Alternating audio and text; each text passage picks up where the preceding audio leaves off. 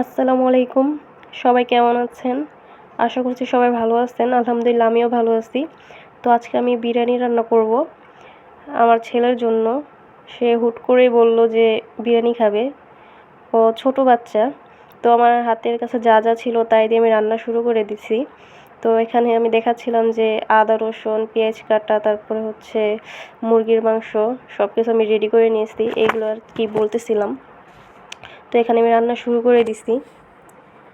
তো আমি পেঁয়াজটাকে ভাজা ভাজা করব, এই জন্য পেঁয়াজটা একটু নাড়াচাড়া করতেছিলাম। এখানে আমি গরম মশলাগুলো দিয়ে দিলাম।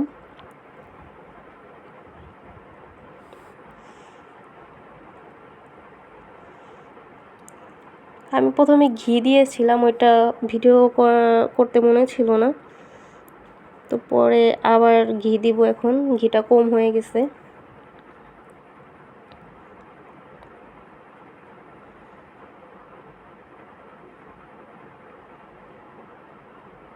এখন হচ্ছে পেঁয়াজটা ভাজা ভাজা করব নাড়াচাড়া করে।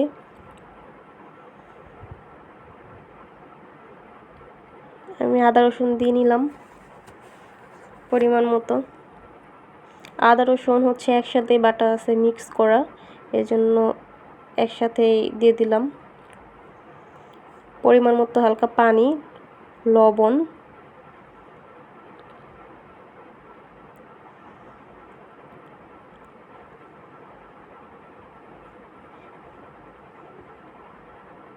এখানে আমি একটু গুঁড়া মরিচ দিয়েছিলাম কালারের জন্য। এখন হচ্ছে মুরগিটা দিয়ে নিলাম।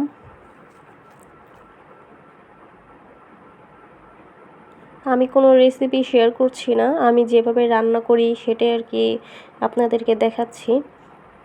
আমার ভালো লাগে আপনাদের সাথে শেয়ার করতে, এজন্য। এখন হচ্ছে বিরিয়ানির মশলাটা দিয়ে দিলাম।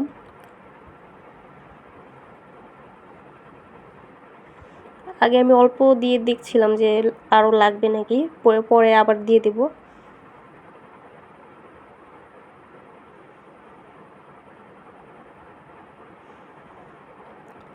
বিরিয়ানির মশলাটা হচ্ছে দিতে হয়, মনে করেন যেটুক পরিমাণে কতটুক চাউল নিলেন বা কতটুকু মাংস নিলেন এই পরিমাণে দিবেন।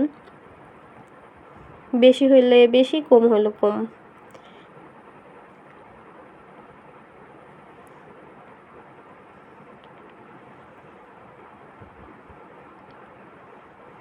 এখানে আমি টক দই দিব। আগে একটু দিয়েছিলাম, এখন আবার দিচ্ছি।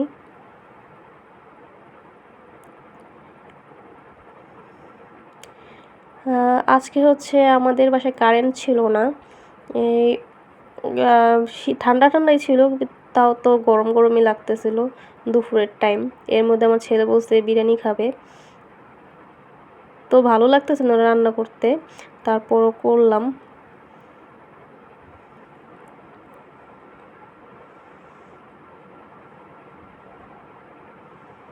রান্না বান্না করলে তো এমনি গরম লাগে রান্না করে থাকলে। তো আমি এখন মুরগিটা ভালো মতন কষায় নেব।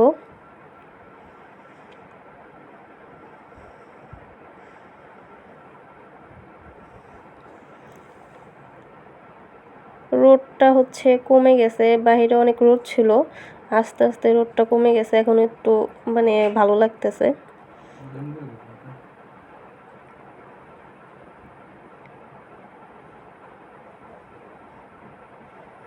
এখন হচ্ছে আমি চাউল দিয়ে দিব। চাউলটা আমি আগে ধুয়ে রাখছিলাম, ধুয়ে ঝরায় রাখছিলাম এই জালিটায়। তখন আমি চালগুলো ঢেলে দিলাম। এখন চালটা হচ্ছে কিছুক্ষণ নাড়াচাড়া করে এটাকে ভাজা ভাজা করতে হবে। নাড়াচাড়া অফ রাখা যাবে না, কারণ নাড়াচাড়া অফ রাখলে হচ্ছে নিচে দিয়ে লেগে যাবে। তো কন্টিনিউয়াস হচ্ছে নাড়াচাড়া করতেই হবে।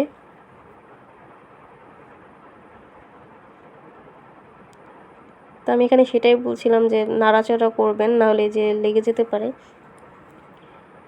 তো আমি কিছুক্ষণ এটাকে ভাজা ভাজা করলাম। এখন হচ্ছে যেই কাপে হচ্ছে চাউল নিয়েছিলাম সেটার হচ্ছে 1 কাপ যেহেতু চাল নিছি, তো 2 মগ পানি দিব।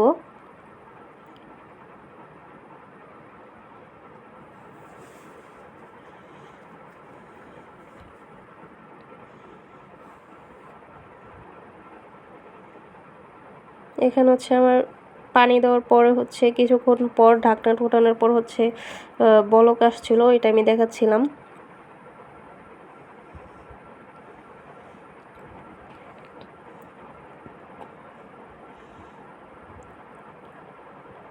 আরও কিছুক্ষণ হওয়া বাকি আছে,